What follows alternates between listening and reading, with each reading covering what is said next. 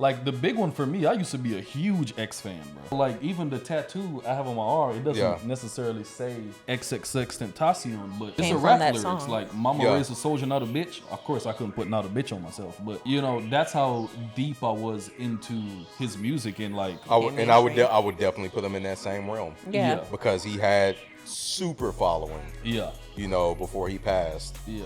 But that following was not built off of, you know, hey, let me put you, you know, on this billboard, or hey, you know, we're gonna put these songs on the radio. Like that music was not for them. Yeah. That music was for these groups of people who that feel through my the music, same thing that you're exactly feeling. that I've cultivated, and we all feel, you know, the same way.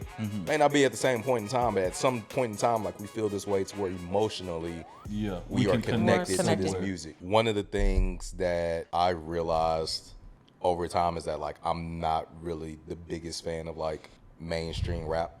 I listen to a lot of Currency, a lot of Larry June. There was a point in time where like I listened to like a fuck ton of Wiz. But one of like my guilty pleasures is the Suicide Boys. I love them, especially because like growing up, my mom was in Houston. Yeah. My dad was in New Orleans. So I went back and forth until pretty much I was 18. Yeah.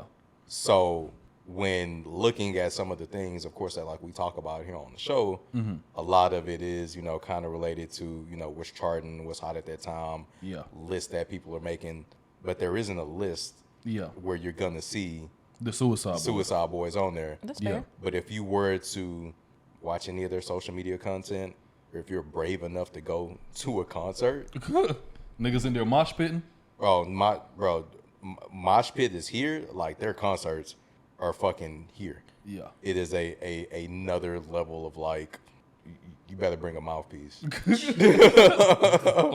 Yeah. So again, that's like one of my guilty pleasures. And I love them, like everything that they do, like the sound, some of the things that they experiment with. Yeah. But I want to ask the question: what actually makes someone?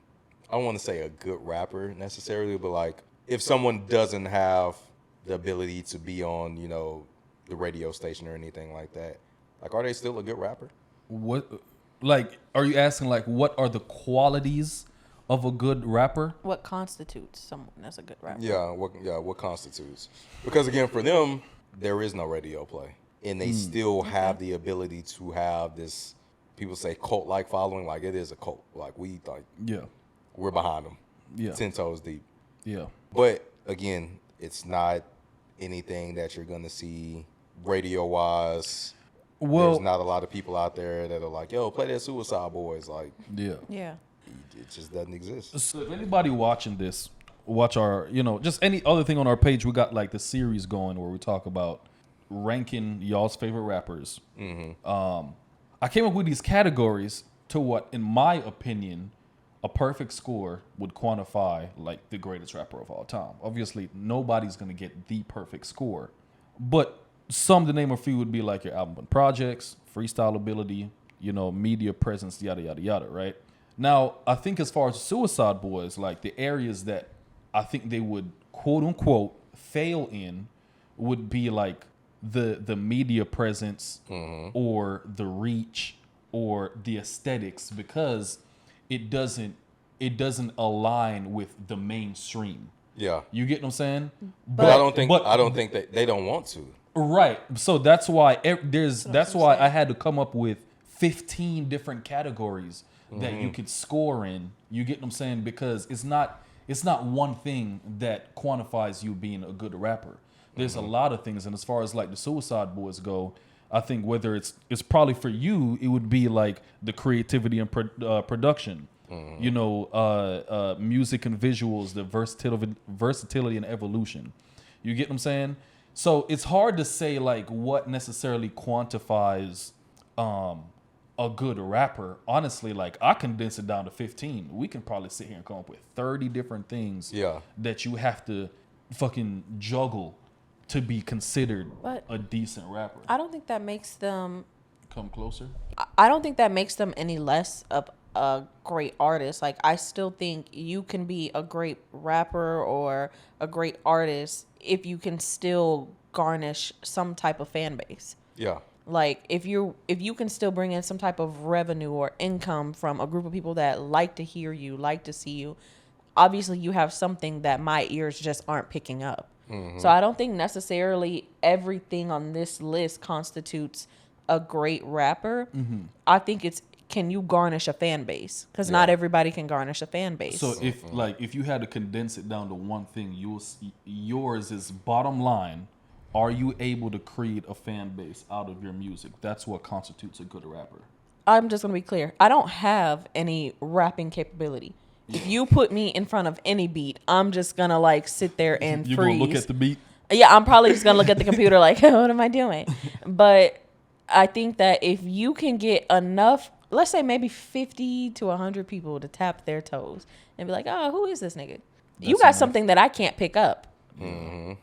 So I think that alone could be something that constitutes somebody as a decent artist or a decent rapper. I don't think you necessarily have to have everything on this list. I'm with you, because I mean there are other artists out there that aren't charting that people follow religiously. Like I mentioned, Denzel Curry. Yeah. Man, there's another dude, first name Danny. I cannot remember his Danny last Brown? name. Danny Brown, yes. Yeah. Same thing. Yeah. I say No Name. You know, I listen to No Name all the time, but I've never seen her chart once. Is there any rappers that I listen to that's kind of like not necessarily mainstream? Like the big one for me, I used to be a huge X fan, bro.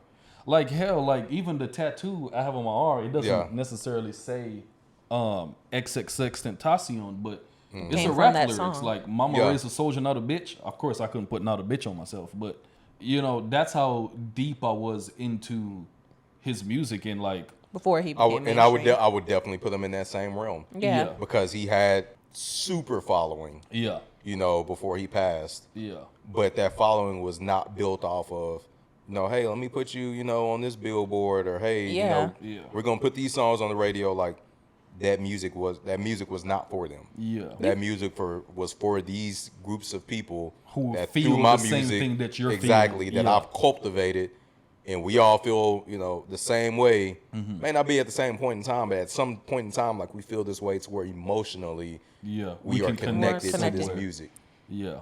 Not. So I think just to answer your question, you said it best. Like I think that it's just whether or not you can create a fan base from your music. I think that's and that probably needs to go somewhere on the list and replace something. Like it's just, is this person able to create and sustain a fan base for them and their music? You know who I always think of? He's not a rapper. Daniel Caesar. Like, I think he had, from early on in his career, he hit a really good high. And then he fucked up and he opened his mouth and he said some bullshit. And knocked himself off.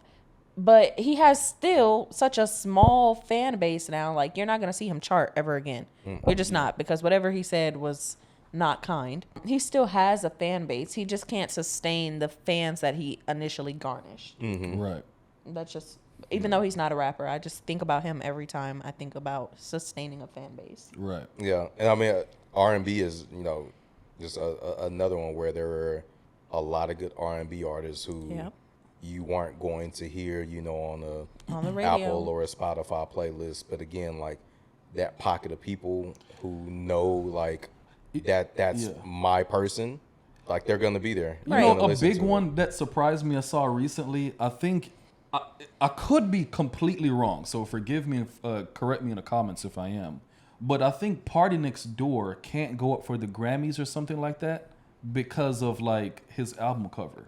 Right? Yeah, and that's even true. then, I got to think about it. He's another one too that really like Party Next Door kind of. That recent album with the back shots. Yeah, that's why it's not going for the Grammy, because of the back shot. It's like, damn, nigga, have some decorum, right?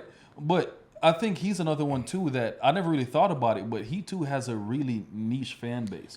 Or right now, I'm listening to. I feel like at a point in time he did. I don't think it's niche anymore. Like he's really mainstream now. You think he's mainstream? Yeah. Heavily what about mainstream. G Herbo? Because I've been listening to G Herbo heavy. I feel like he's another one too. Like I cannot get behind G Herbo. I don't know what it is. I feel like that nigga's always off beat, bro. Like I feel like he's always like a step behind. Just a you ever been to a recital and like the kids are dancing? There's one kid. There's like, one in the kid that's back like that's looking just, like, around, barely off, but you can tell, and they bump into somebody. That's Gierbo. I've heard that before. Yeah, that's I can't hear it, bro. I Would you like me to ruin it for you? Sure, like if you can, sure. Like I would like to know what you're talking Give about. me it. Like give me you some know, time. you know who used to for sure be offbeat? Who? What's that Blueface? Oh yeah, You remember that? And I was like, nigga, he rapped purposefully That was his whole thing. offbeat. That was his whole thing. Like that was his MO. Terrible, bro. But again, what constitutes a rapper? Can you garnish a fan base?